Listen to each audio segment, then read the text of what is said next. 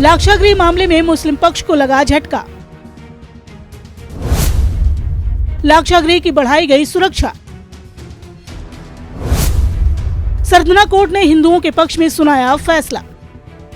साल 1970 के लाक्षागृह और मजार विवाद में हिंदू पक्ष की जीत हो गई है।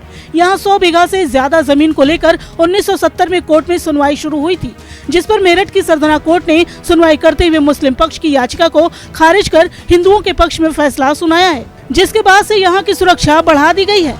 इस विवादित जमीन पर हिंदू और मुस्लिम दोनों ही पक्ष दावा कर रहे हैं। मुस्लिम पक्ष की ओर से मेरठ की सरथना कोर्ट में बरनावा के रहने वाले मुकीम खान ने वक्फ बोर्ड के पदाधिकारी की हैसियत से साल 1970 में एक याचिका दायर की थी। ये याचिका लाक्षागृह में बने टीले को लेकर थी। इस जगह को लेकर हिंदू मुस्लिम दोनों ही पक्ष अपना दावा कर रहे हैं।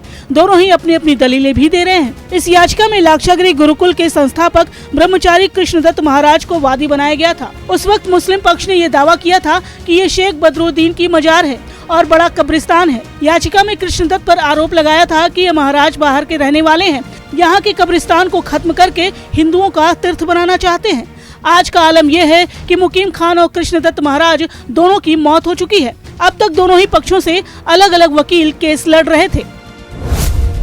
क्या है बरनावा गांव की मान्यता?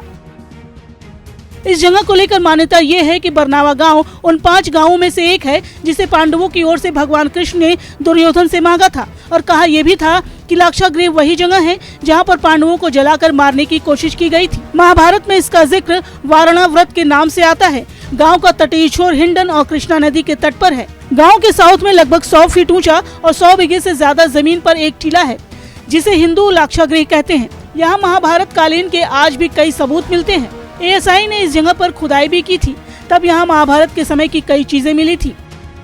ASI की खुदाई के बाद ये बात साफ हो गई कि यहाँ पर कोई मजार नहीं, बल्कि ये हिंदुओं से जुड़ा कोई स्थल था। लगभग 53 सालों तक इस जगह को लेकर कोर्ट में मुकदमा चलता रहा, जिसके बाद आखिर में कोर्ट ने अब हिंदुओं के पक्ष में फैसला सुनाया है। अब देखना ये होगा कि आगे इस मामले में क्या बड़ा अपडेट सामने आता है। Bureau report, daily live.